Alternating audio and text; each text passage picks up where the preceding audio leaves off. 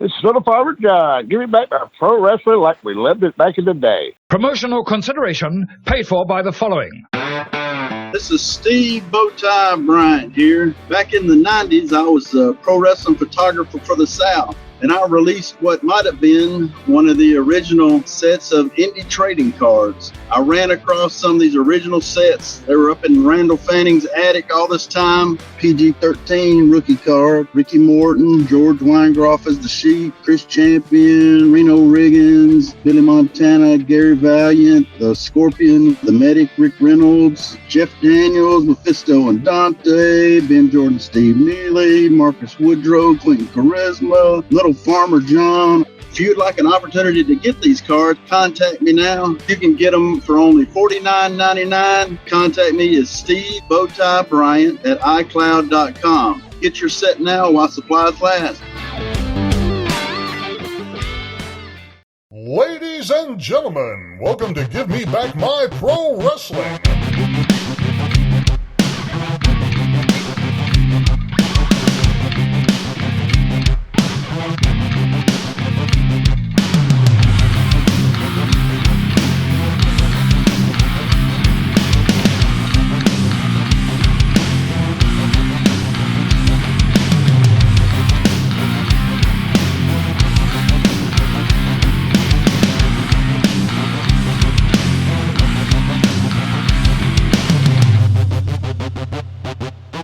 For those who don't know, now you know, baby. This is Hot Rod Biggs, Jared, Jimmy Street. We're going to take them to the limit one more time, baby, right here on Give Me Back My Pro Wrestling.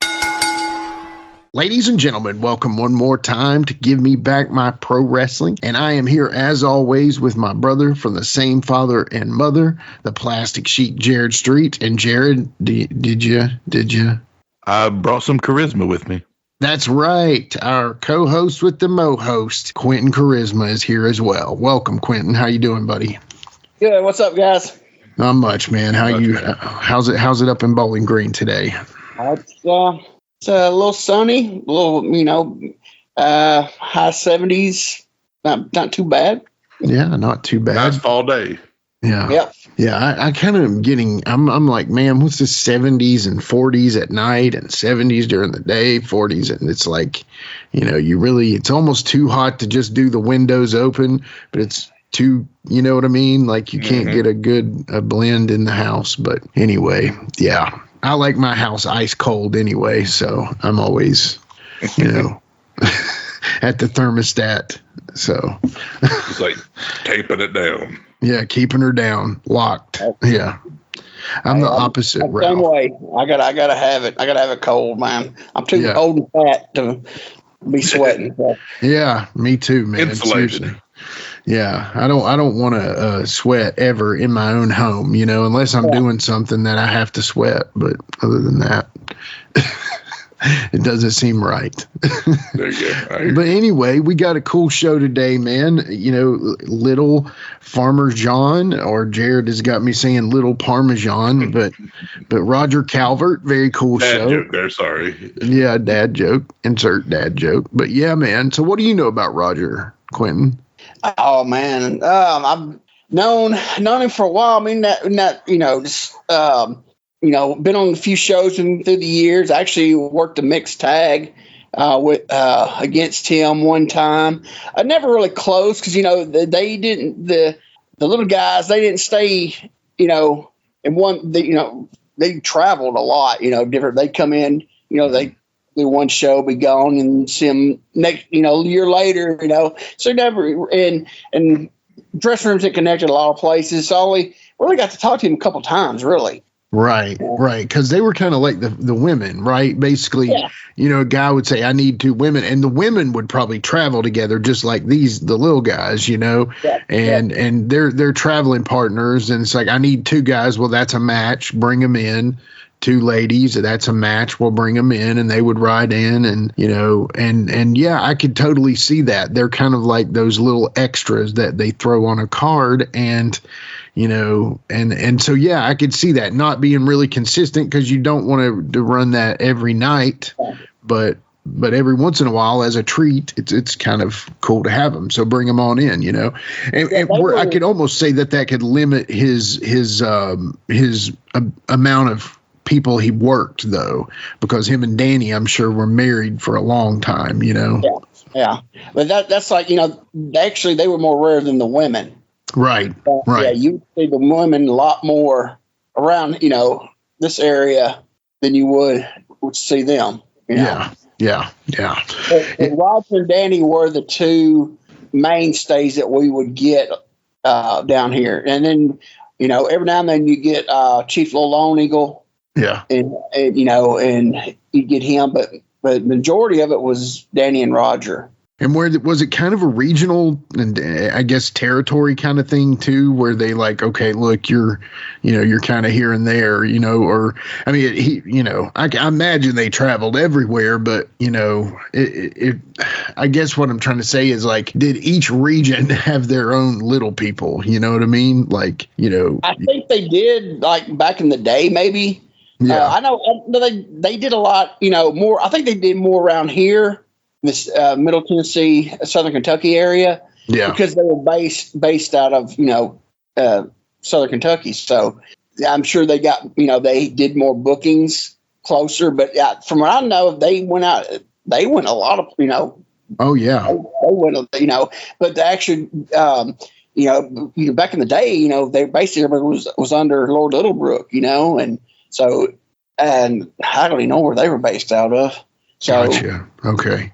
You know, but you know, after that stopped, and they basically were, you know, out on their own doing it. So, you know, so was Lord Littlebrook like the fabulous Moolah of the little people? From what I've read, he was, yeah.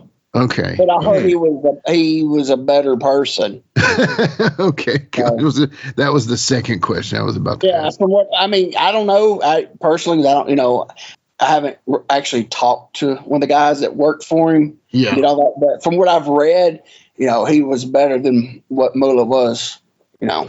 Yeah. I know Debbie Combs told me, she was like, you know, well, my mom said don't go to Moolah, you know, do anything you can to not work with Moolah. And her mom kind of looked out for her, but, you know, she did not want to go work for Moolah because basically, you know, they didn't get anything. Like Moolah took their money and, you know, she provided them with a place to live, but she charged them an exorbitant amount for rent and all this stuff. And so essentially, even though she was paying the money, she was getting it back on the back end anyway. I saw a story. Actually, that was Lalani Kai actually told the story. I didn't ever heard this that Moolah had a restaurant and she made them work in her restaurant. Wow. Man. I'm like, gosh, that's just. That's indentured servitude almost, you know? Yeah. It's like, man. And none of the girls got over as much as her anyway. I mean, maybe Sherry and, you know, I know Wendy Richter had her moment, but that got killed. So interesting, man. I mean, there's some darkness in this sport we love, right? Oh, definitely. Absolutely. Is the dark side people, did they ever do one on Moolah? Yeah, they did. I think that was first season, actually. Okay. Maybe second. Mm-hmm. Yeah. Maybe second season. I can't remember. Yeah. It's a pretty good one. Yeah. Yeah. It didn't paint Moolah in the best light, though, but let's just, you know. No, and some people have disagreed with some of the stuff they've said. So, right. Who knows if. Yeah. Well, that's everybody. I mean, everybody has their, you know, fans has their, you know, people in their corner, they, you know, that work, you know, that we work with them or work for them, whatever. So that's like everybody. You have the ones that, you know, will actually bury them, and then you have some who will stick up for them. So, I mean, that's with everybody. No matter who, if they were a good person, if they were just the lowest of the low, you're going to find a few people that will stick up for them. Yeah, definitely. Well, I love talking these old stories, man. And of course we have Roger on the show today, so I'm excited about that. But unfortunately, you know, we've lost another of our wrestling family with Jim Hoot Gibson. He was the pride of Lebanon, Virginia. had a hardware store, wrestled for Goulas some, wrestled mostly for the Poffos, and then, the Outlaws of his time. But a lot of fun. I had a pipe dream of hopefully getting him on the podcast, but the more that I heard about his health situation, unfortunately, I didn't think that was ever going to happen. He had a Parkinson's. I think he was having memory issues. And I just think, time has really done its number on poor Hoot. But, man, it's crazy. So many people have, talked about him since his passing. And but we definitely, any of his loved ones or people who enjoyed watching Hoot wrestle, we definitely send our condolences out there to them for sure. Yeah, it's he was one of Ronnie Garvin's best friends. I know you got some questions into Ronnie when you had him on the Wolfie Show. It was great to hear that, and a lot of people remember him from being. I think he was head of security at the Bristol Mall in Bristol here, so it was people would see him there, and I have memories in my I guess they're real. They feel like they're real to me. I have memories of seeing him at the mall. Now, did I remember who he was? And I probably didn't, but I was pretty young probably when all that. So, but I'm sure Uncle Duel probably was cutting up with him over there. I probably remember seeing that or something like that. So. Yeah, and I mean, I remember stories of our Uncle Duel. I know he said he went hunting with him at least a couple times, which that was not uncommon for my uncle to do, especially with people he knew. But I do remember seeing him at the mall, and I remember feeling like I saw him at Walmart. And if it wasn't in a security job, it was just as a customer there. But I don't think I know that we never saw him wrestle, unfortunately. But we. I think he had kind of been wrapped up a little bit, or very limited time in the business. Well, probably when the Poffos went out and Randy was, in the biggest of leagues. It probably. Yeah. Yeah. But anyway, God rest Hoot Gibson, and, hopefully, you're in the big ring in the sky, brother. But seriously, we do send our condolences out, and I just hate it. We never really got to pick his brain, unfortunately. Like you said, I got to talk to different wrestlers about him. George Weingroff knew Hoot well, but Ronnie really knew him the best. Ronnie, I think, visited with him at least once a month. And there's a funny story, and that Ronnie was there.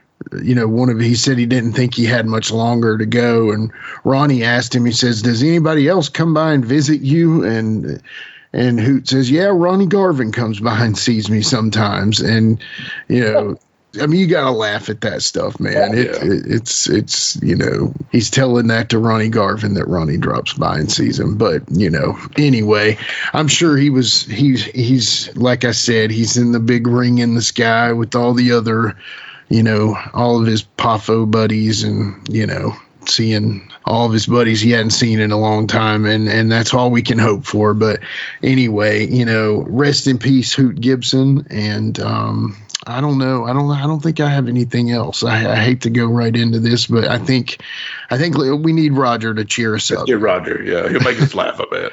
Yeah. What do you say, Quinton? You ready for that? Yeah, let's do it. All right. We'll be right back with Little Farmer John after these messages. Hey guys, this is Wolfie D from PG-13. Check out my podcast, Live and in Color with Wolfie D, every Monday at noon. We're talking Memphis, we're talking ECW, WCW, WWF, everywhere that I've been. We even have some great guests, some Hall of Famers on the show with us. Every Monday, Live and in Color with Wolfie D. This is Kroll, and you're listening to Give Me Back My Pro Wrestling with Jimmy Street and Jarrett the Plastic Sheik. Be sure to like, subscribe, and view all of our USWO and Saw Wrestling content at Nashville Wrestling Network, exclusively on YouTube.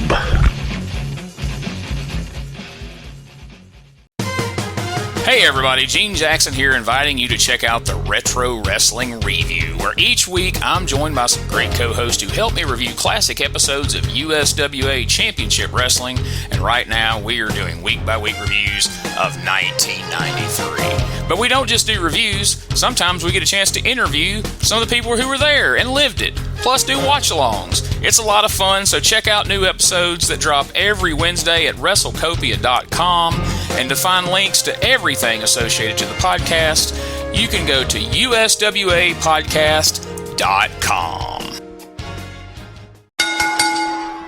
All right, we are back with a very special guest today. And once again, I've got my brother, the Plastic Sheik. We've got Quinton Quarisma here. This is an awesome show today.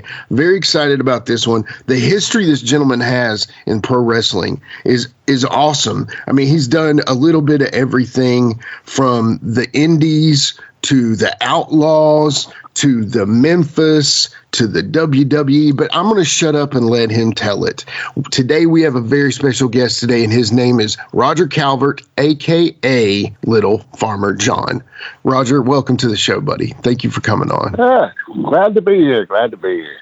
How you doing today, man? You doing all right? I'm not too bad. Doing good. It's cool outside, so I'm staying in the house. So I don't blame you. Stay warm. Crazy man. weather, man. Yeah, no doubt. Where are you roughly? Where am I? I am in Butler County, Kentucky. Butler County. Okay, gotcha. Yeah. You ever run into Jamie Dundee or Wolfie D up in that area? Not forever. Not in forever. I used to see Jamie every once in a while, but I haven't seen none of them forever now, you know. Yeah.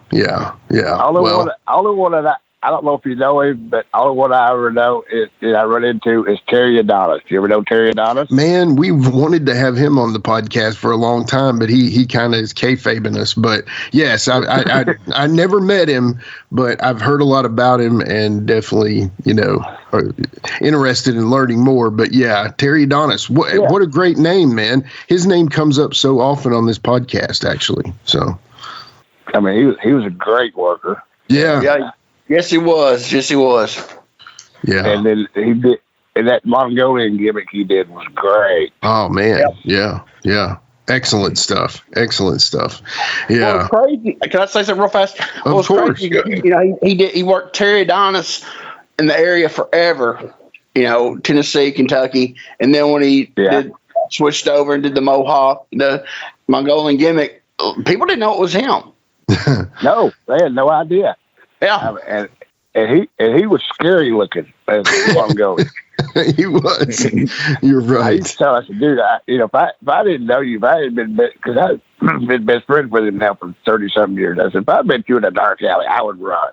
That's how scary he was. And Terry was legit tough. Yeah. Legit tough. Yeah.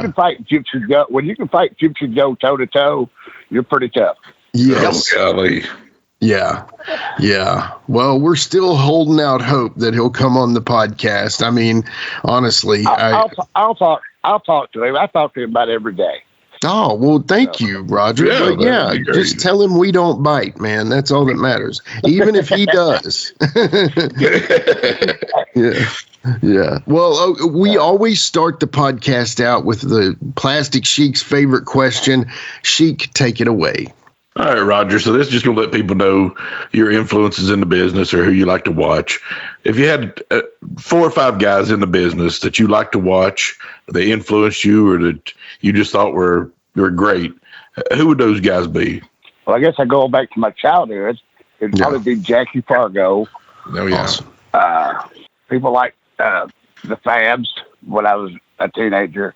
And then, growing up, after I got into the business, everybody loved Stone Cold Steve Austin. I mean, yeah, definitely. He was just great, even on the mic or working either one. Yeah. And then I don't watch a whole lot of it here lately. For a while. It's just gotten, I don't know. It's not the same. Doesn't have the same feel, yeah. Yeah. So you got one more for us? I really like Daniel Bryanson or Daniel Bryan or whatever. Whatever. Yeah. Yeah. Whatever. Yeah. Yeah. I like watching him too for a while. And then I guess he's finally hung it up. Yeah. So yeah. I agree with you. Yeah, I agree with you. I really like watching him wrestle too. He's one of the lone bright spots in current wrestling, so yeah. Or he has been at least. So but anyway, that was a great list, man. Great list, yeah. I noticed there was no little Tokyos on there or anything like that. What's up, Roger? Come on. I said that when I was, growing up, I didn't see a whole lot of midget wrestling. I really didn't. I mean, it was just maybe once every couple of years you would see, get to see them. The first wrestling match I ever went to, some friends of my parents was going, and in Gallatin, Tennessee. I don't know if you know where that's. Oh yeah, of course. And they was wanting to take me, and they was like, "Why you want to take Roger?" Because I was only like 5. Okay. Like, well, there's 2 midgets going to be there, and we didn't know if Roger's ever seen any other midgets. He was like, "Well, ask him," and I went, and that was it. That was hooked. That was it. Well, yeah. So you're leading me in a good path there. So tell me about your younger days. I think I've been stalking you online, Roger. So I apologize. I know a little bit about you. I think you went to Westmoreland, correct? In school, Westmoreland High School. Yep. Yeah. Just a little bitty spot in the road town. And were you born in Nashville? Were you born? No, I was actually born in Scottsville. Okay. Gotcha. Yeah. Well, tell us about your childhood, man. I want to hear something. I just growed up, I played Little League baseball, and then just played it with all the kids, and then I was in the marching band for 3 years, and then kind of got burned out on it. Yeah. Started hanging out with the football players. I got taught how to tape ankles and knees and wrists and everything else, and so I graduated. Then. As soon as I was already wrestling before I graduated. So, how did that? Well, yeah, go ahead, Quinton, take it over here. All right, before I can say something real fast, I'm going to throw something in there. Roger, you're from Westmoreland, Tennessee originally. I go to church in Westmoreland, Tennessee, and my associate pastor is Tracy Carter. And you grew up with Tracy and played ball with him, and I asked him one day about you, and he told me a story about you and him on the same Little League team, and he thinks the world of it. Tracy and Troy both. Yep, Tracy and Troy. Yep. But okay, so we're going to start with that question. So you said you was already wrestling. So how did you get started in wrestling? Who trained you and all that? This is when I was in 11th grade, there was a guy named Phil Watson had came to my school who had a midget basketball team. Oh yeah, I remember those. Yeah. And Phil had wrestled. He wrestled with Whipper Watson Jr. back in the 70s. Okay. And where he actually was Whipper Watson Jr. And he wanted me to play basketball. I was like, no. I said, I'm still in school. So he did, I hadn't seen him, hadn't heard from him in over a year and a half. And then Dale Mann come to my school. Phil had told Dale about me. So, and he said, have you thought about wrestling? I said, that's all I ever thought about. That's it, man. Yeah. So I started going up to Jamestown on weekends after school, and then home about 2, 3 o'clock in the morning on Monday morning, then going to school sometimes. Yeah. Yeah. Okay, Roger, there's another part of this question. It's our good friend Steve Bowtie Bryant told us that Peter R. Miller, known as the Mongolian Mauler. Peter R. Miller. Oh yeah, and he took credit for training you, and he specifically said that he taught you how to do the midget spots in a match. Is that true? That is very true. Wow. Okay. That's awesome. Pete, I'd only been training like 3 weeks before I had the first match. Okay. It was just a little simple nothing. It was just me and Pete and a mixed tag against Little Danny and somebody. I don't remember who. Yeah. And we did about 3 spots, and that was it. But Pete taught me my first. He used to tell everybody that. So yeah. I guess he was proud of me. I guess I don't know. Yeah. Yeah. Yeah. That's awesome. Miller. Peter R. Miller, the Mongolian Mauler. Mr. Peter R. Miller used a lot of Mr. Yeah, Mr.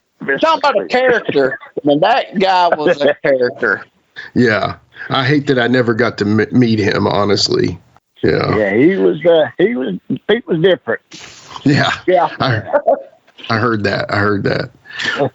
What promotion was that first match for? Was it any certain promotion or anything, or? It was Dale Mann's MWA out of Jamestown. Okay. Very cool. Very cool. It was at the Continental Inns in Lexington, Kentucky. The building's not even there anymore. So used to be a big hotel up there. So. Oh, okay. Yeah, that's very cool. All right, Roger. On August the 19th, 1989, you did Memphis TV. And this is what confused me until I actually watched the clip Jimmy sent me. You worked as Litte Road Warrior. And everybody knows. They were going to take Danny, and somebody was like, no, y'all better not use Danny. So it had you actually had a match. You actually had an interview and a match. You and Master of Pain, which everybody knows later on was the Undertaker. Yeah. Y'all worked T.D. Steele and Tim Hall. And the match is on YouTube out there, so everybody go look at it. I know, y'all were advertised.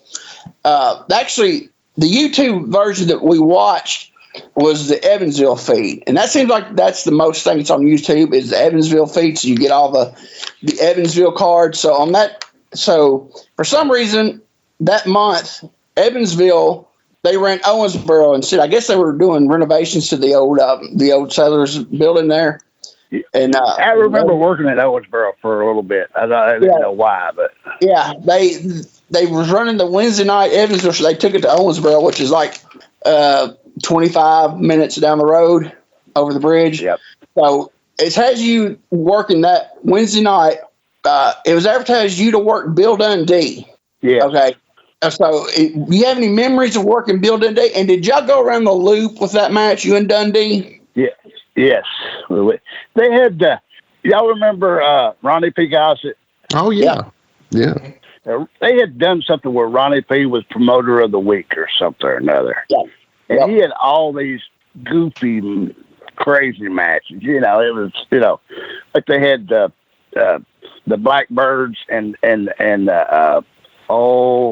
Wildside Chris Champion against the Rock and Roll Express, and then they had a bunch of just weird string matches, and then the next week they kind of inverted it, and it was Lawler's supposed to have been, and then they did it something different because the next week it was me, Danny, and Dundee against Master of Pain. Yep. So that was actually the next lead-in question was, the next week on the Evansville feed, you didn't have a match, but they did list that match. So they switched. I know that, they did the Gossett was the promoter for the week, and then they brought it back to normal, and they changed up everything because I remember they, like I said, this match, and then they did the next week it was the Rock and Roll Express against the Blackbirds and Wildside, but they had their legs taped together. Yeah, legs taped together. So they kind of reversed the whole gimmick of Gossett, and they turned everything against in the next one. So was there any explanation on why they turned you babyface, and actually why they let you go to Farmer John instead of keeping the Litte Road Warrior? What was the deal with that? Well, Danny's name was Litte Road Warrior. Right. Yeah. And then they was going to take him down there the first week, and then somebody said, "No, y'all don't need to be used to Little Danny," and because he has a tendency. I love Danny to death, but he has a little tendency to be a little silly. Yeah. Oh yeah. Okay. To be nice, silly. I've heard that. Yeah. And so they said, "Well, we'll just put Roger under a mask and call him that, since we already got it advertised." So. Well, I got a quick question. Whose hood was that you wore out there? Was that yours or was that somebody else's? Mask? I can't remember whose mask that was. Okay. Yeah. It was a cool mask, man. Actually, I liked it, the way that it looked. It kind of almost had that Texas Hangman look, but it also had like a eagle. That's what I was supposed to say. Yeah, but yeah. I said I don't remember who had that mask, but hey, Roger, I got a question about. You're talking about how they had Danny booked, and they kind of said that they didn't really trust Danny. Okay, so the second week they actually brought Danny in. Okay, I noticed on the cards that Dale was on the cards. So did they? Yeah. Trust it with Dale to control Danny? Is that why they brought him in? Exactly. Dale to control him? Okay. Exactly. That was it, man. Because Yeah. I mean, I've heard some incredibles. With me being the co-host on the Wolfie D podcast, I've heard some incredible stories about Danny, man. My goodness. I'm sure with Wolfie and Jamie and little Danny together at one time was Can you imagine how the world didn't burn down with all them together? Like, seriously? Oh, my gosh. Like how they could just catch the corner of the world on fire and blow it all up.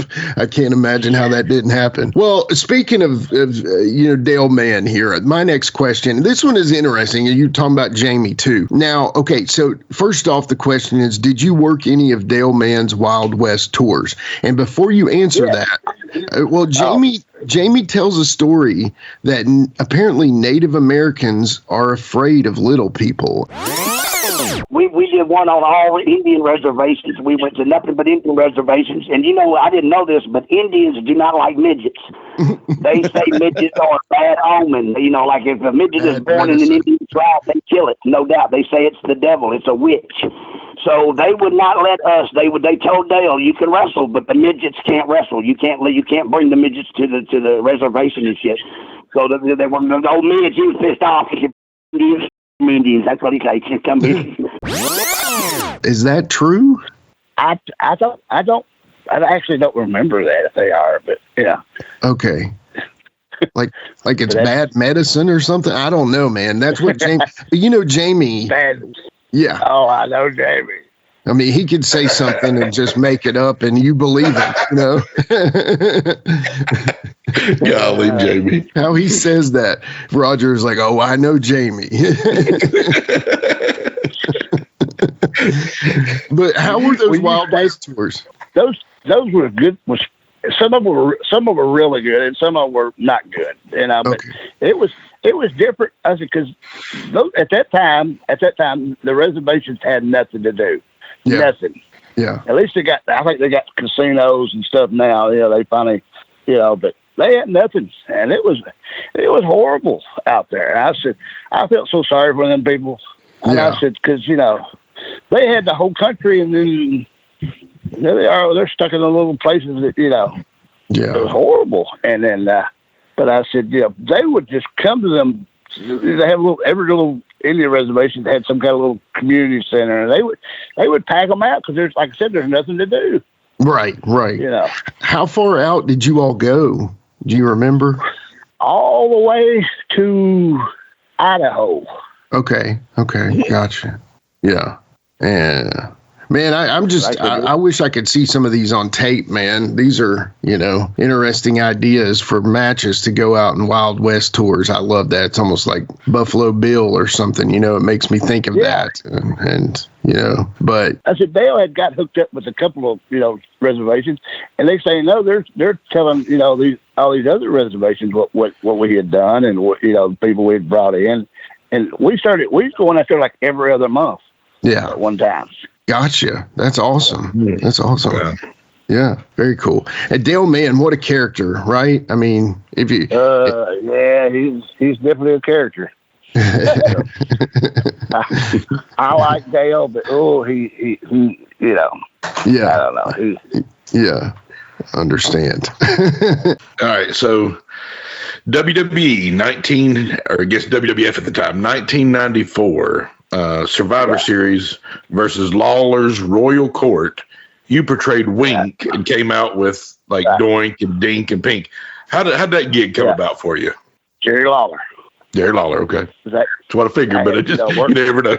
Worked Memphis many times, and that's not. I mean, it's a good place to get, I guess, some recognition, but it's not a great. At that time, it wasn't. The money wasn't good because you got a lot of miles more from here. You go to Memphis twice a week, and then other places, and the money was decent at times, and at times it wasn't. So I guess, I was home one day, and then Lawler called, and he's like, well, actually, Randy Hales called, and he said, Lawler wants to talk to you. And I thought, oh, my God, what? Yeah. So I get on the phone with him, and he's like, hey, man, we got this idea. And I was like, he was telling me, and I said, okay, that sounds good. He said, okay. He said, do you want to do it? I said, well, yeah. He said, okay, give us a couple hours. He said, some woman will call you and get your, you got somebody there can measure you? I said, yeah, I can get somebody here to measure me. And she said, they'll call and get all your measurements so they can start working on your outfit. I said, okay. So that's what happened. So that's awesome. Yeah. How was Matt Bourne to hang out with? We didn't have Matt Bourne. We had, was it Steve Kerr? Phil Apollo. Oh, Ray Apollo. Yeah. Ray Apollo. Okay, gotcha. Ray Apollo, Ray Apollo. But I had went on the overseas tour with Matt Bourne. Oh, okay. So okay. After that. So yeah. So, and was he working Doink overseas? No, we was in South Africa, and he just worked with Matt Bourne, Okay, gotcha. I know he worked kind of as that clown afterward or something like that too. Yeah, that evil-looking clown. Or like evil-looking Doink. I mean, like Doink without maybe just like a little face paint or something like that. But So I know that Dink was Tiger Jackson, right? That was who he was. Yep. Who was Pink?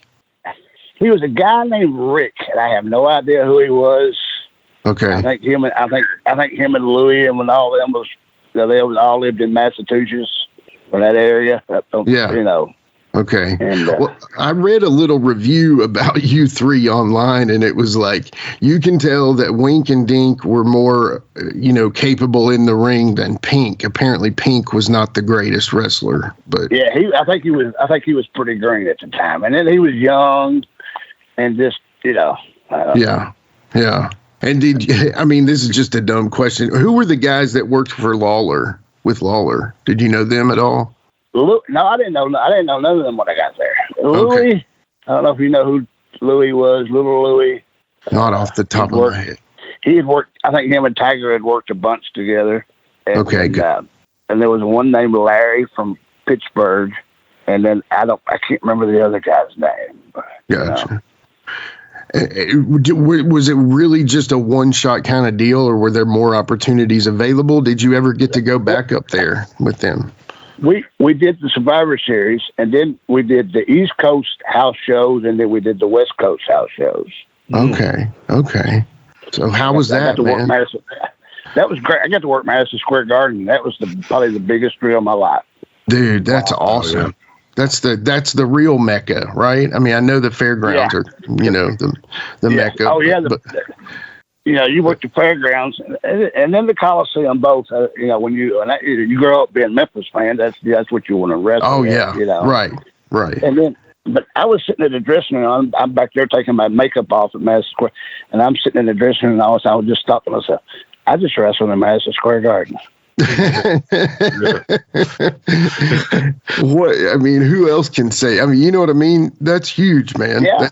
That's the greatest wrestling building of all time, maybe, So I just kept thinking that. I thought, I just wrestled in Madison Square Garden. A grown up kid from Westmoreland, Tennessee, a little bitty spotter, is in Madison Square Garden, Yeah.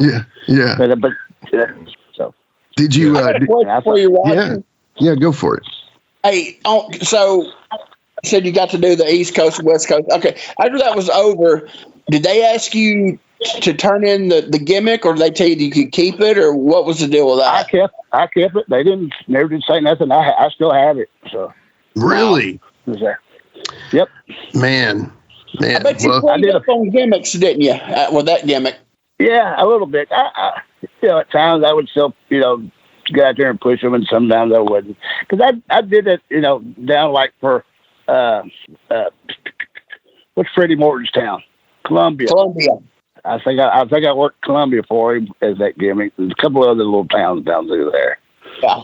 I just hated doing the makeup. I bet that's brutal, man. Yeah. So Roger, how was like the not specifics exactly, but like, was the pay good and was like the cater? I've always heard like from people we've had on in the past that like the catering when you go to like WWE was like amazing compared to anything else you'd ever seen. You do TV tapings and stuff. They want you there like at noon, and the TV don't start till 7, so you got 7 hours to do nothing. Except I had to get makeup on, but other than that, that was it. You're just sitting around all afternoon and eating. Yeah. They had a pretty good spread, right? Yeah, they got a pretty good spread. And this was in '94, and that was during the down years. So Yeah. That's and did you get to talk to Vince at all? I mean, did you get to talk to him? Just in passing. Okay. He would stop and ask me, how you doing? How this and this, and he would just walk on. But he wasn't a rude guy. He was just one of the guys that was But he was always nice. He never was rude. I said he'd always ask you how you was and stuff like that. Just keep walking, And yeah. Hey Roger, so who did y'all deal with then? Mostly was it Pat Patterson or who did? Since you said you. Dave Hebner, I think, was most of the time our agent. Gotcha. Okay. Because we always had Earl usually as the referee. So. Gotcha. And this question means no disrespect to the king of wrestling, but was it different to see? Because I've known Jerry the King Lawler, right? He's king. He's the boss in Memphis, right? But he's almost kind of the opposite of that, and he's almost been like the butt of their joke in WWE at certain times. Did you see a difference in the king as far as backstage at Memphis to backstage at WWE? Yeah, because backstage in the WWF, he was just one of the boys, Right. Yeah. Right. But you didn't get to see him a lot because at that time we was doing them TV tapings. He was on the commentating team, so you wouldn't see him a whole lot. Gotcha. Okay. To me, him and Vince at one time was the best commentating team they had. Cause, I agree. Like I said, he was the butt of the jokes. Right. Right. Yeah, no, that's a great point. I do. I always liked when Jesse the Body and Vince were together too. I always enjoyed that. And then you had Bobby and Gorilla, but yeah. And then of course everybody thinks of King and JR, but you're right. King and Vince were a great team there for a while, man, because he let King kind of go out there a little bit and I guess King really kind of replaced Bobby the Brain basically. So, but anyway. Yeah. Well, I've been thinking about how to ask this question, this next one here. And this one was told to me by a good friend of the show, Shane Morton. And oh, God. So I'm going to lead you into it, but I guess let's start with this. So why did Cousin Junior have to shave his beard? Do you know who I'm talking about, Cousin Junior? Yeah, Lanny King. He worked. He got started with Dale Mann. Yeah. And apparently there was a lady of the night, possibly, that maybe caused his beard to need to be shaved. Any of that coming back? Oh, wait. I think I know what you're getting at now. One night and I'm pretty sure we was out west. Okay.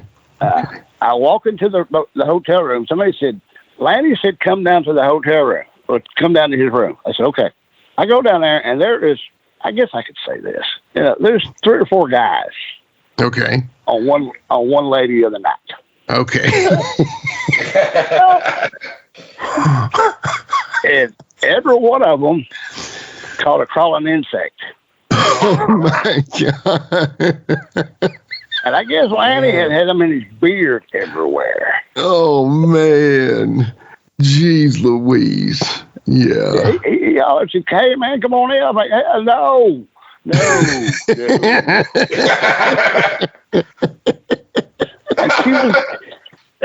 she was a big old girl, big girl. Plenty of and space. On one boob, she had sweet, the tattoo sweet, and the other one on the other said sour. Oh my God. Oh my gosh. Oh my gosh. Well, okay. So apparently it caused poor cousin Junior to have to shave his beard, though. Is that correct? Yeah, 'cause he had him in his beard everywhere. Yeah. And that was part of his whole gimmick, right? I mean, he was, a hillbilly, man. So, you got to have the beard. I guess he had good testosterone, but it didn't take long where it grew back pretty quick. So. Okay, it came back in. Yeah, he's one of those guys. I get it. Yeah. Well, I do want to kind of lead into, because maybe I was told that the one that sounded the alarm was Midget D, was Danny. He said, "Hey, he's got crabs." No. This is the funny part. Okay. They are all of them, 3 or 4 of them, and then I don't know what Danny kept playing with her boobs. Okay. And she's on all 4. Okay. And every once in a while, I was just sitting there watching. I was standing there watching. I wasn't going to stay that long. And finally, Lanny hollered, "Hey, quit touching my balls!" Oh my gosh!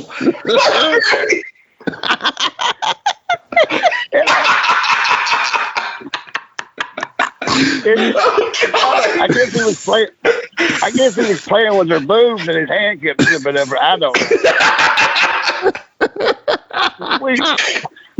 Okay, and I'll tell you, and this is somebody I'm trying to look for and actually find. Ronnie Travis. Anybody know Ronnie Travis? Oh, yeah. Ben Jordan knows where he is. He can find him for you. I can get you. I love Ronnie Travis. Yeah. I have been looking for Ronnie Travis for 20 years. Yeah. He lives over near Ben, up there where Ben lives. So we can definitely get you in touch. Me and Ronnie was just dying. We were sitting there watching. We're standing there watching. We was just dying laughing. And but the crazy part of it is, they thought they picked her up, and they picked her up at a bar or something. I don't know. Sure. And then they get back after they get done. She jumps up and says, "I need $20 from every one of you." So they're like, "Okay." So I don't think Lanny paid her anything. Lanny was like, "Hell no." So like, jeez. We laughed. And then the next morning, they all woke up with insects. What a horrible way to deal with that, man. Oh man. It's the gift that keeps on giving, right? That's, yeah, they keep on giving, all right. So do you have any funny other that one's great, but do you have any other funny Danny stories?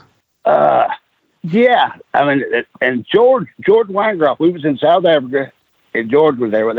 This guy, I can't remember what his name was. He was actually from England, I think, and he moved to South Africa. He had a really nice house, and we went over to, it was in the house, I'm pretty sure. And we had went over to his house for one night. He said, "Just come over, we'll have a party." And so, we're just drinking and stuff, and then all at once they was like, "Hey, Danny, you ever had the referee's test?" Anybody know what the referee's test is? Where you stand sideways, point your arm out, they try to direct you to a spot on the wall. Okay. Seen that? I think so. Yeah, I've seen that. Yeah. Well, they did that. Little Danny said, "I'll do that." Then somebody gets right in front of the spot, bends over, pulls their butt cheeks apart. But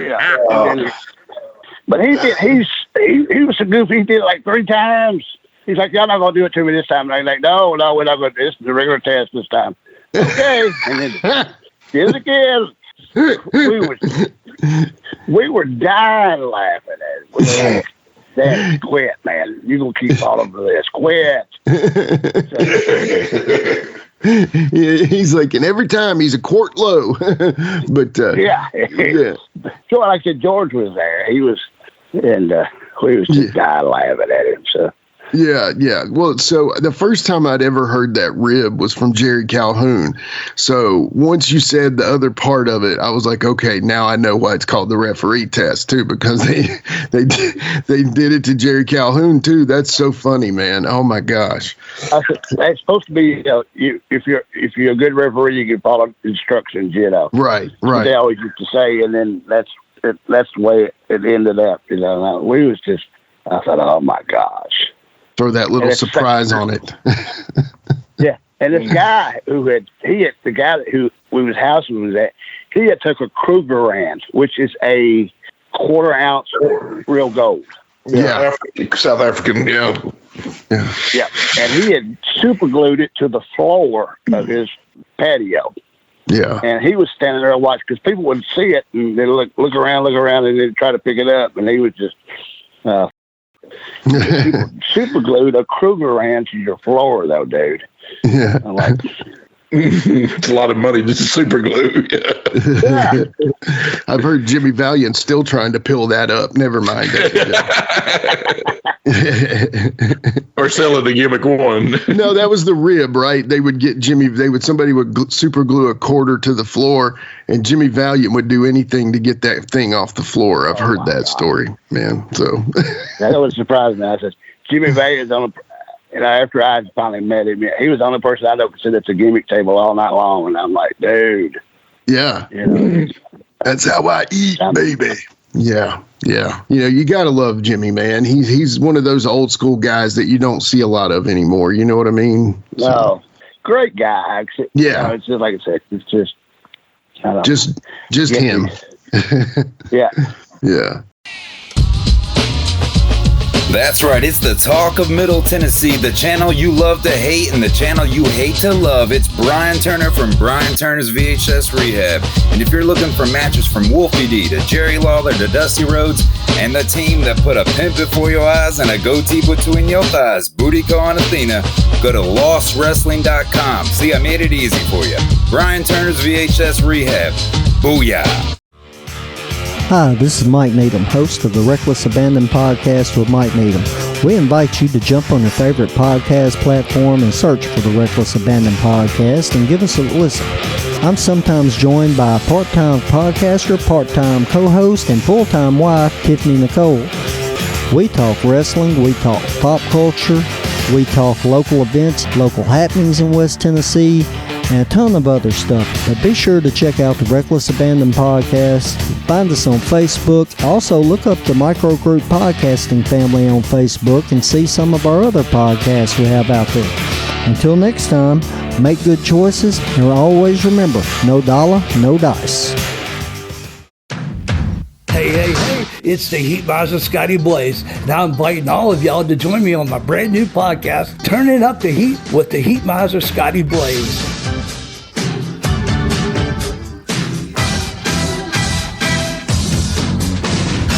So what are you waiting for? Come on over and join me. I'll be covering all the events of the day, global, national, pop culture, movies, gaming, whatever sounds interesting. But I'll also be playing some awesome skating shuffle music from the 70s, the 80s, the 90s, the 2000s. Anything that has a good beat, I'm going to be playing it. You can rest assured. Come on over, tuthradio.com. The podcast is on every major podcast platform.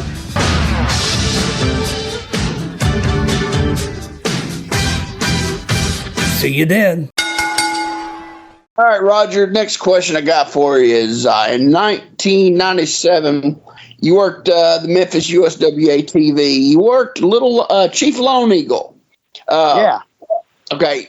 Was that just a one-time booking? How did that come about? No, me and Little Jimmy wrestled quite often there for a while. I had just about had my fill with Little Danny, and like that. And so me and Jimmy started wrestling a lot together. Yeah, we was going everywhere. I mean, we went to Louisiana. We went to Miami, Florida. We had wrestled in Georgia, and Alabama, Mississippi. You know, we was going pretty much everywhere at one time there when we was wrestling together. So. Gotcha. He's been around a long time. I remember seeing stuff from him. He was one of the old school guys. I remember seeing him stuff with him in the early '80s. He'd been around a long time. I said he started it. He started out with Little Brook back in the early '80s, and he worked for Nick. So that tells you how long. It's probably been since the late '70s. Yeah. Wow. He worked for Nick. And he had come to Kentucky. Nick, booked him in Kentucky, and he met his wife in Auburn. And he just come back. It wasn't long after that. He said he'd come back, and he just moved in. I mean, he just moved and then quit wrestling. So I don't know how long he had wrestled before that. I don't think it was very long, maybe a couple of years. So, but he was, I loved wrestling with Jimmy. I mean, it was just super easy with Jimmy. You'd have to worry about, what kind of shape Jimmy's going to show up in, or, That's a big difference working with him than not working, but traveling and everything with him than with Danny. So that's total opposite. Oh yeah, totally opposite. That's because Danny, you almost had to babysit. Yeah. I mean, that's how bad it got. I mean, Wolfie's told me so many stories about how they would just randomly find him under a set of stairs or something. Just, he's gone. Yeah. Where is he? We can't find him. Oh, wait, he's over here under the steps. It's like, you all right, Danny? And he'd just be passed out. But, I heard he was a hell on wheels before he passed out, though. So, Did you ever get to the point with him to where you would like, okay, look, it's either me or him, and I'm going to kill him, or anything like that? Oh, I about killed him a couple different times, Yeah. He's just, like I said, I had finally had enough. I was like, dude, I can't do it no more. We had went to North Carolina to wrestle for Gary Sabal. I don't know if you know Gary Sabal, Italian Stallion. Oh, yeah. I'm in North Carolina, so I definitely know who that guy is. Yeah. Yeah. And then Danny had got so messed up, I had to drag him through the airport to get on the plane to come back home. They almost didn't let him get on the plane because he was so screwed up. And got him to Nashville. Had to drag him all the way through the airport back to my car. And I got him home. I was like, look, dude, that's it. I can't do it no more. That's it. I love you, but I can't deal with you no more. Yeah. So this is. How many bookings did Danny cost y'all? Several. Oh man. I mean, that was our last booking in North Carolina. Because Gary was like, I can't deal with him no more. I said, I don't blame you. Yeah. And like I said, a lot of times he didn't. He knew what he was saying, but he just couldn't control what he was saying. Yeah, that's what I was figuring. And he would say anything to people, and I'm like, dude, you can't say that to people, man. You can't say that to right the girls at the wrestling matches. You can't say that to the people who's running the sponsor of the show. They always told me when I first got in the business, eyes and ears open and your mouth closed. Right. I think that's pretty consistent advice that most guys get, Wolfie told me a story about him and Danny and Jamie and Jeff one night, and they were out at a predominantly black club, okay? And you may have heard this story before, but Wolfie is there with Jeff, and I guess they're having a good time, and they can't find Danny, and they're like, "Where's Danny?" And Danny is sitting in a leather chair over in the corner, and some of the bar patrons of the African American persuasion were flipping quarters and nickels and stuff at him, and he was cussing them and saying every word under the sun that you probably wouldn't want to call. That don't surprise. I hadn't heard that story, but that don't surprise me. Yeah. And the funniest part is that Jarrett put him over his shoulder, and I guess Jeff was tipsy too, and he, I guess, didn't do the weight displacement thing properly, and Danny just went right over his shoulder and landed head first on the pavement. He was picking him up, and then he didn't grab his legs or something. I don't know, but he was, and that woke him up, but then he went back to the seat. Anyway, what a crazy story, but he sounded like a real interesting guy. Is he the Jamie Dundee of little people? Oh yeah, that's who he wanted to be. That's the crazy part. That's who he wanted to be. Yeah, okay. Who would be the little Jamie Dundee? Dude, that's not the role model. Jamie's got enough heat by himself. He don't need no more. Oh man. Jeez. Oh man. Next time you talk to, and I always bring it up, and Wolfie, I'll go, why do you keep bringing this story up? ask Wolfie about the Admiral Bimbo. Roger told him to ask you about the Admiral Bimbo. Okay, I definitely will. Yeah. Okay, I promise you. I'll find out. Do you want to elaborate, or you want Wolfie to tell it? No, I'll. Jamie and Wolfie had both got soused bad. Okay. This is Friday night before the Saturday morning TV taping. So, and somehow or another, they got into it over a girl. And okay. Jamie busted out lamps, and I mean it was So then we go to TV. Lawler comes and looks at me and says, "Come here, come in my dressing room." I thought, what have I done? I go in there and he said, "What happened?" I said, "What do you mean what happened?" He said, "What happened last night?" So I told him. He said, "I know it wasn't you." He said, "Them two idiots." I said, "Yeah, two idiots." So they said, "Well, they want to see Jamie and Wolfie when TV's over. Come back over and pay for some, expenses." Okay, so they went back over there. Like I said, they paid. It was like $50, $75 a piece to pay to get whatever they had broke. And then, like I said, Wolfie, they looked at him and said, "Just me, we can't come back." They're like, "Oh, no, see you next Friday." But they're probably just so used to, because that's where all the boys stayed. So they're probably just used to that, Yeah. So anybody that's listening don't know, the Admiral Bimbo was a hotel in Memphis. Actually, there were several of them in the South in the 60s, and they were really high-class joints in the 60s. Now, by the 90s, not so much. And it was like the Congress Inn of Memphis, right? Yeah, basically. Yeah. Because there was one that we stayed at was just right around the corner from the TV studio, if I remember right. Because I know there was two in Memphis at that time. Yeah. Okay. Sounds perfect for Ask Wolfie anything.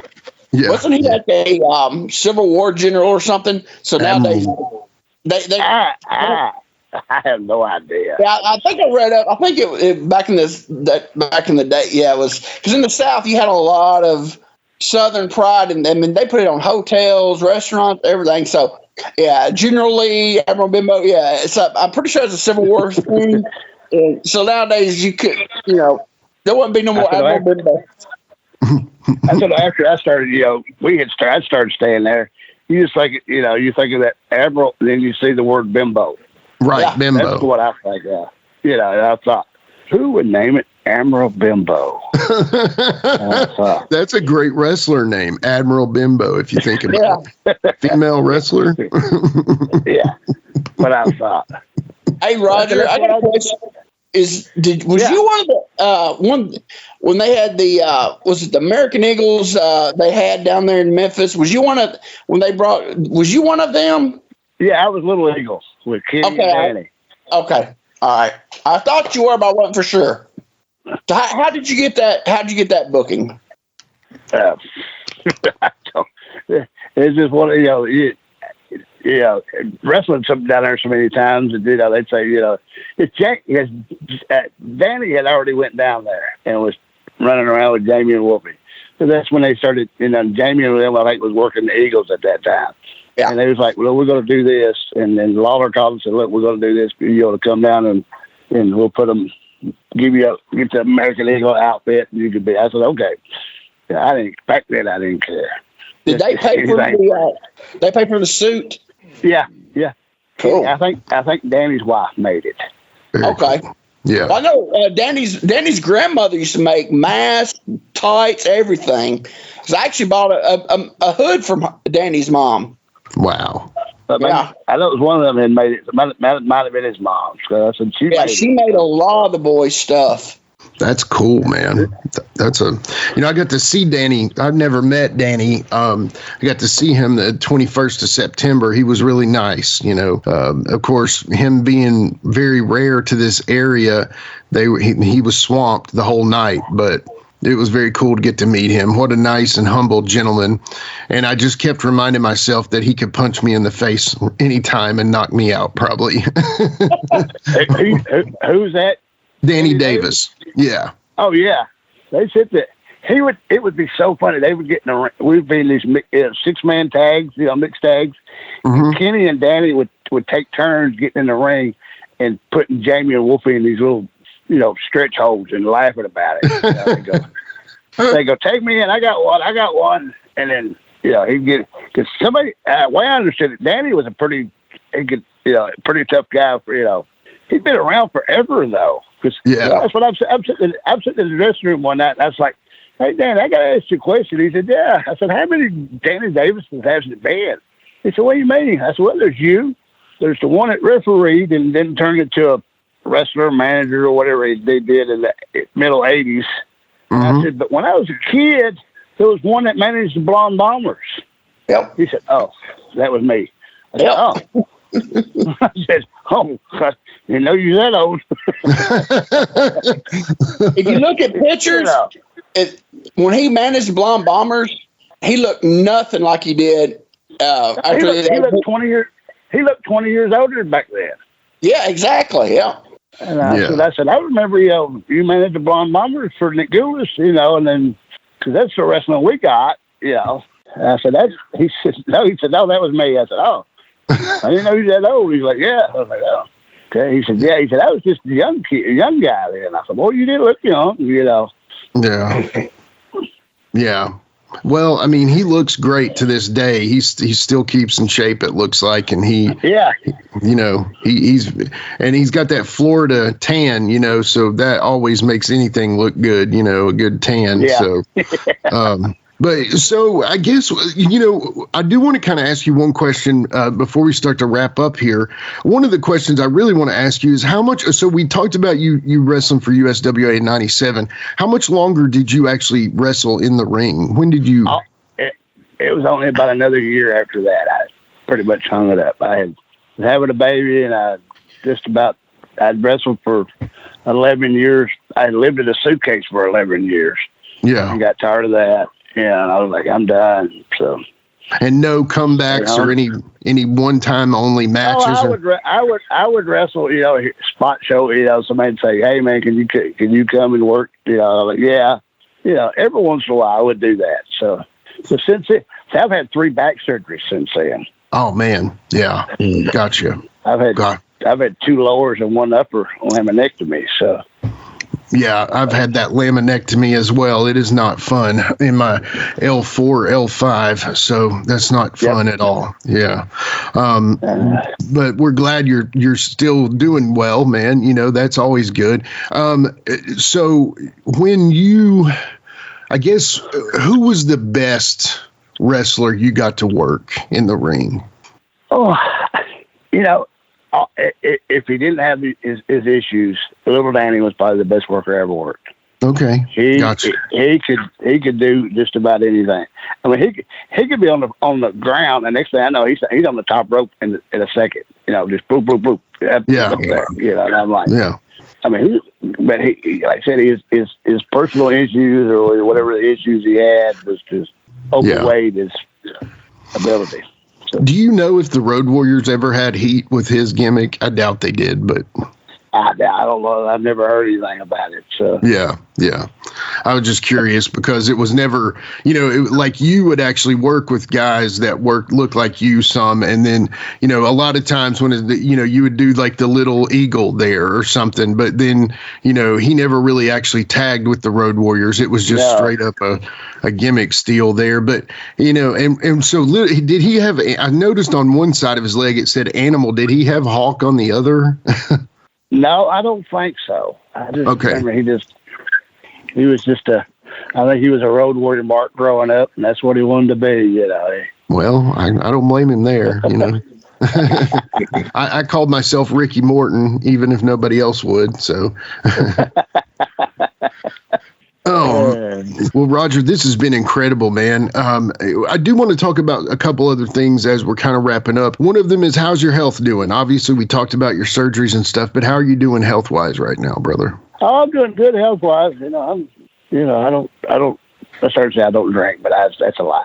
I drink a few beers every once in a while, and that's it. I don't do nothing else. No drug activity, and except for the back, I'm pretty much in a wheelchair 90% of the time. So. Gotcha. Okay. And is that back surgery? Is that essentially what's caused that to happen? Yeah.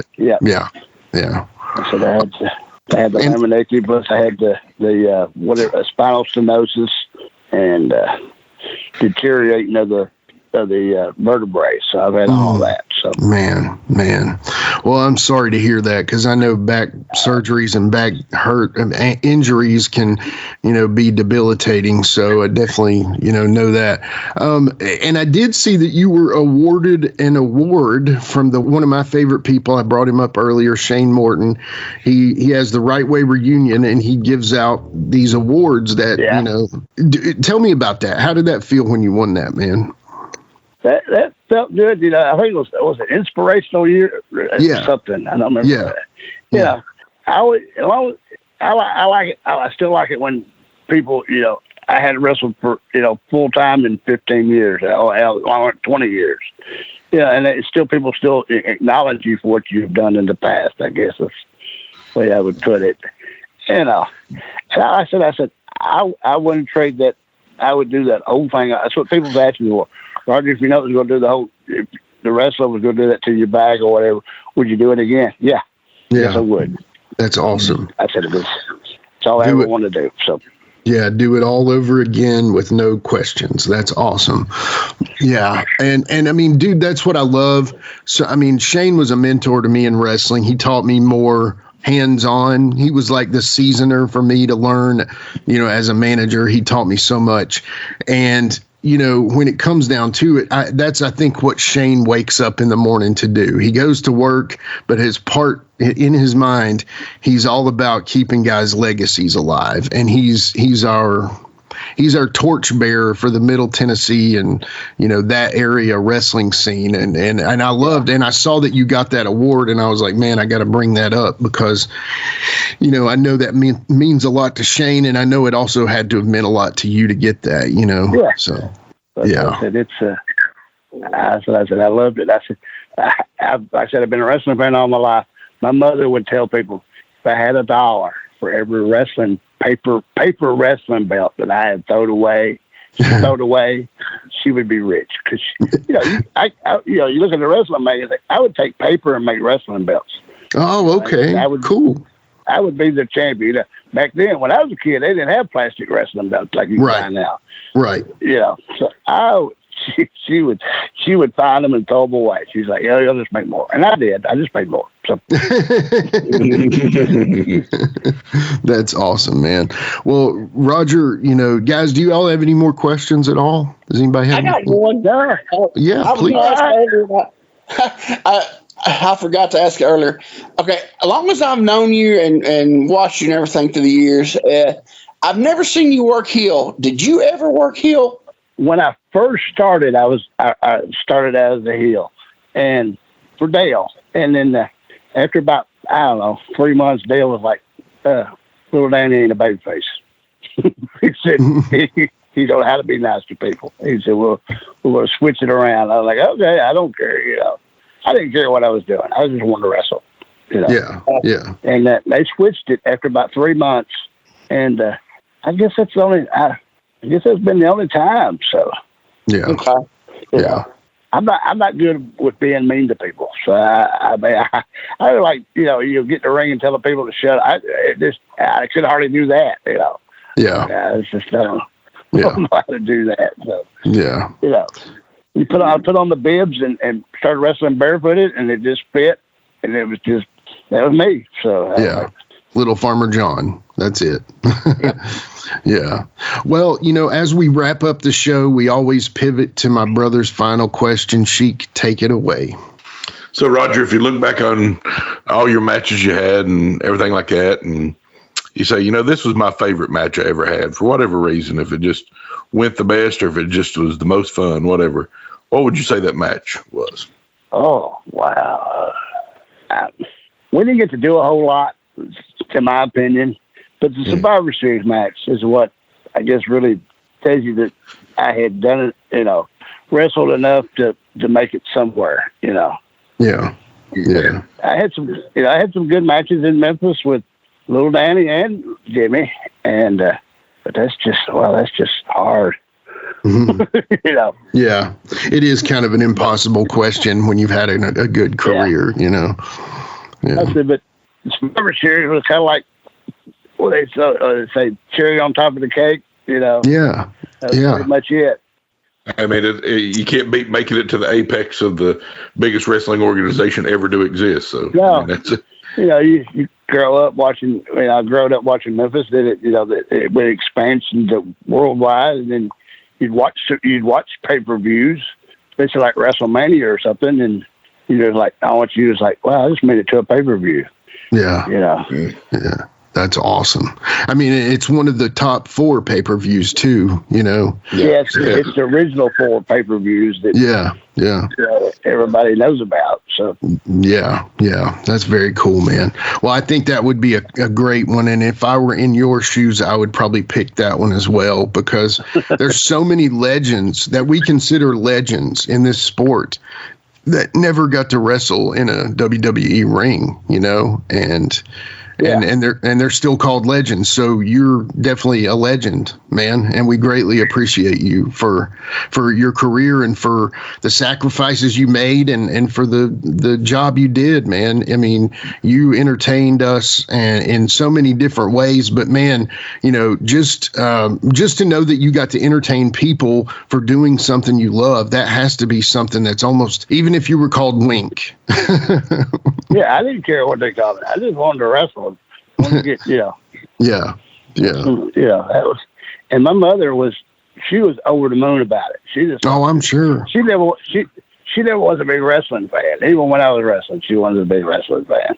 Yeah. But when Lawler called and told me, she was calling people up, telling them, what I was going to do, and they were like, "What?" So, and my whole family come over to my sister's house. And all watched it together, That is awesome. Mother and my 3 sisters watched it all together, and then I said, "What, Mom and Joe watch all of it?" She said, "Oh no, as soon as your match is over, we all left." That was the main event for us. We all left. I was like, okay. The show's over. Yeah. So, and this is not being. I don't want specifics. Like Jared brought this up earlier. We're not asking for a specific number. But was that your biggest payday ever? That was my biggest payday. Yeah. I mean, I think they sent me a check because they gave you like $500 that night for up front. Right. And I think they sent me a check for the first check was like $5,000. Wow, man, that's awesome. Good. But then like every 3 months they would send me checks for I can't think of the word. Royalties. Well, they sell. Yeah, royalty. That's it. They would send me royalty checks like every 3 months for $1,400. Yeah. Wolfie. That lasted about 2 years. So. Yeah, Wolfie said that once the DVD, once it went to streaming, all the royalties kind of dried up. But when there were still DVDs and stuff, you could still get a good paycheck. So. Yeah, so that makes sense. But I mean, dude, that was some great money. Where you're, especially when you're like getting a paycheck and you're like, man, I worked months ago. Now I'm still getting paid for that. That's awesome. Yeah. But Mom would say, I'd be on the road and she'd say, "You just got something here from World Wrestling, Federation." And I go, "Is it a big envelope or a little?" "It's a little envelope." I go, "Open it up." And she'd say, "Oh, you got another check for $1,200. Okay. Okay." So, that's awesome. Like free money almost, Yeah. You go from working, independent, Tennessee, Kentucky shows, which were decent, not great, but they were decent till you make something like that and you go, wow, and that's not even top, not even close to top money there. No. Yeah. And then you see those people, like I said, those people that had been on top there, or close to on top, and then you see them 5 years down the road and they're just completely broke. And I thought, how can you be? I guess because I'm not a money spender, so right. I'm like, you don't know when it's going to stop. So yeah, you're a collector, not a spender. Exactly. Well, hey, that's the way to live, man. That's what somebody told me. Said we had did some WCW shows, little small, for Rip Rogers. Okay. And somebody said, "Roger, they're giving out draws. Do you need a draw?" I was like, "No." I said, "I think I've done good." I'd done good in picture sales tonight. And they said, oh, no, go get you a draw. And I was like, why? And they said, you never know when the well's going to run dry. Oh, yeah. Okay. Didn't think about that. So yeah. And those he had like 3 or 4 shows, and that was decent money. And the crowd wasn't huge. He only had 300 or 400 people, but he didn't have no big names. Junkyard Dog and Dick Slater and Michael Hayes and somebody. Oh, Johnny B. Bad. Gotcha. Okay. Yeah, kind of that time frame. Yeah. Yep. Do you wish that are you happy that you stopped when you did, or do you wish knowing that? Yeah, I'm happy. I said I had a son, and I said, I pretty much, that was it. He was kind of the fulfillment of my life. I was pretty much full, but they come along and fulfilled it all the way up. And I wouldn't trade it for nothing. So. That's awesome. No, and Roger, man, thank you so much for coming on here today and sharing your story. I got to ask you a question. Please. We're all over the country. So I'm in Charlotte, North Carolina, Mooresville area of Charlotte. And Jared, my brother, he's from our hometown of Lebanon, Virginia, the hometown of Jim Hoot Gibson, who recently passed away. And then Quinton, of course, he is, you're in Bowling Green, Quinton? Yep, Bowling Green, Kentucky. Bowling Green, Kentucky. Yeah. Right down the road. Right down the road I just right down the road from Round Hill. Yeah. Yep. Yeah. Well, y'all should have just sat together and done that while you were. Maybe next time. Yeah. But, Roger, is there anybody you'd like to thank or shout out to before we let you go today? No, that's what I can think of right away. And, it's just, I like to think about, all the people that, had booked me for all these years, and I guess I did a good job because, you get back in the dressing room and they'd all say, oh, great match, and then they'd have you back in 3 months or 6 months and, you do it again. And so, I said, it was just this, like I said, it was my dream to do what I did. Yeah. I know to keep doing what I was going to do, I had to do the best I could do and entertain people. I didn't care if they laughed at me or laughed at whoever. I didn't care to be laughed at. And, so, I was just there to entertain. Yeah. And, well, you did a great job of that, honestly. You really did. And anything, we were all 3 very excited to get you on because of the history and the more questions I would come across and guys would be like, oh, you're getting him on? I got this question for you, and Steve Bowtie Bryant's like, Steve's the reason we have your picture on the imagery that we've been promoting it with. Yeah. Is, Bowtie has all the pictures, man. So we got to thank him for that. But, Bowtie had a question. And then, of course, Quinton has his questions. And then I have mine and Jared and everybody. So, that's why I think we make a good team here is because we're all 3 huge wrestling fans, no matter what, and to get you on and to be able to hear your story has been an absolute pleasure, man. It's fun doing this. I like doing these things. It brings back good memories, and of your past. And it was something I always wanted to do. And, Well, we're glad that you came on, man. We're glad you said yes. Yeah. Thank you. Thank you very much. And this will be coming out soon, man. So just, I know somebody sent me a message when a text or something when this comes out because I like to hear this. Oh yeah. And, I'll talk to Terry for you. Thank you. Please do. Yeah, that'd be great. We'd love to have him. So if anybody can get him. And what about Doug Vines? Do you know Doug Vines at all? I know Doug, and I know where Doug's at. I'm friends with him on Facebook. Yeah, okay. I talk to Doug every once in a while. So he had got married and moved over to where Dale Man lives in Jamestown. Okay, gotcha. Last time I'd heard. Gotcha. I'd heard he was in Somerset now or something. I don't know, though. He may be in Somerset now. He may be which that's only about 20 miles down the road. So Right, right. Where Wolfie is and stuff, but... that's quick. Well, if you can make Terry Adonis or Doug Vines happen, Roger will be eternally grateful to you. But if you just bring your, as long as you've just told your story, I don't care. You don't have to do anything else. We just are greatly appreciative of you. And we thank you. so much, guys. No problem. So, yeah. Well, we will. I'll holler at somebody. Like I said, if anybody, can somebody tell? You said Ben Jordan knows where Ronnie Travis was at. Yes, I will help you with that too. I promise. Okay. Because I really want to get a hold of Ronnie Travis. Yeah, we can make that happen. That's not a problem. I know Ben sees him very regularly, and I talk to Ben almost every other day at least. So, somebody said he was living in Clarksville now. I'm not. Yeah, that's where he is. That's where he is. I think he's right outside of it, but yeah, that's where he is. I would talk to his ex-wife every once in a while. She'd say, "I'll tell him," and I don't know if she does or not. But yeah, well, we'll get you in touch with him. I promise. That's my new goal. All right, buddy. Thank you. Thank you, Roger. All right. Y'all have a good day. You too, sir. Thanks, Roger. See you, buddy. All right. We'll be right back to wrap things up after these messages.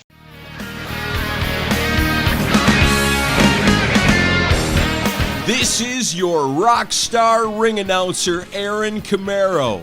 I'm a man who believes the two greatest art forms ever created are professional wrestling and heavy rock music. So when I'm not hosting the best parties that also happen to be live professional wrestling shows, I'm hosting the Decibel Geek Podcast. Decibel Geek is a weekly podcast that features discussions of all things rock. We're talking the Beatles, the Stones, Led Zeppelin, Jimi Hendrix, Black Sabbath, Kiss, Ozzy, Motley Crue, Guns N' Roses, Metallica, Alice in Chains, Pantera, and everything in between. Plus, we'll turn you on to new bands from today that have the same spirit and style that the legends do. Decibel Geek is hosted by myself along with Rockin' Pod founder Chris Sinzak, and each week you'll get interviews with famous musicians and industry insiders along with informative, entertaining, humorous, and insightful discussions, and most importantly, a passion for the music. So if you love to rock out as much as I do, then this is your invitation to the greatest rock and roll party in all of podcasting. It's Decibel Geek, and it's available right now on all major podcast platforms. Oh yeah!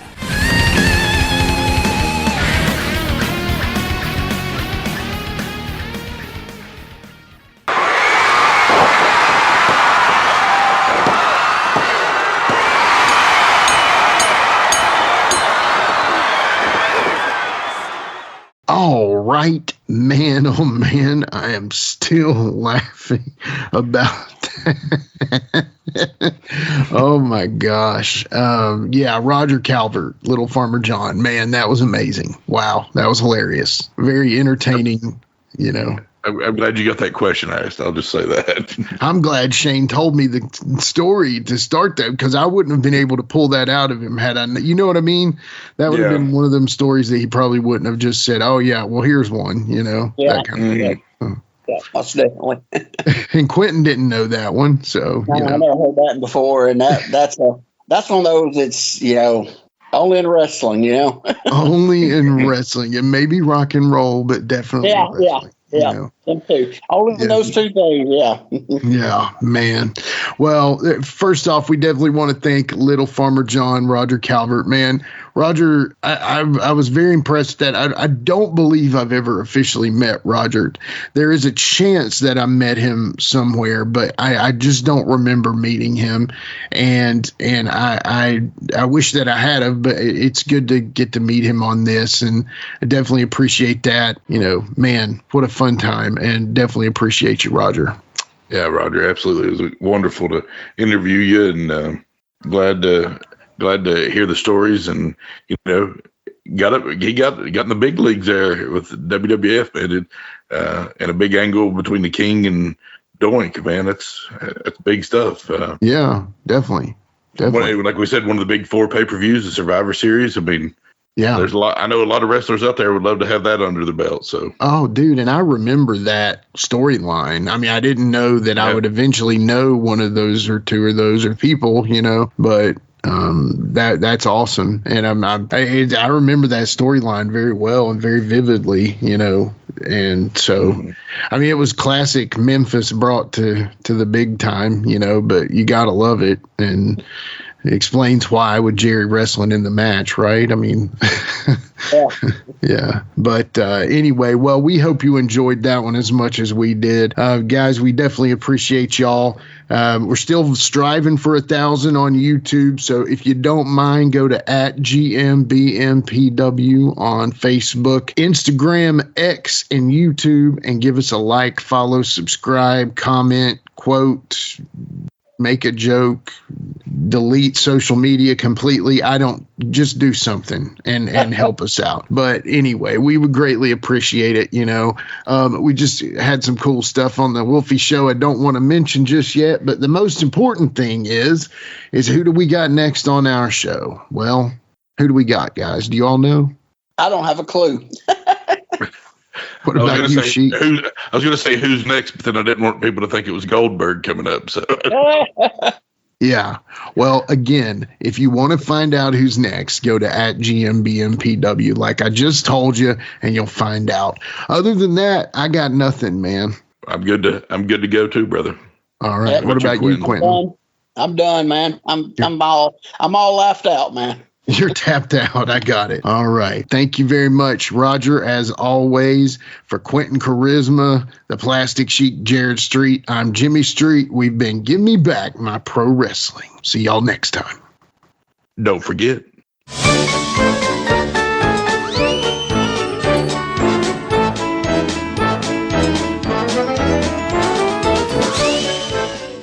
With a tear in my eye, this is the greatest moment in my life.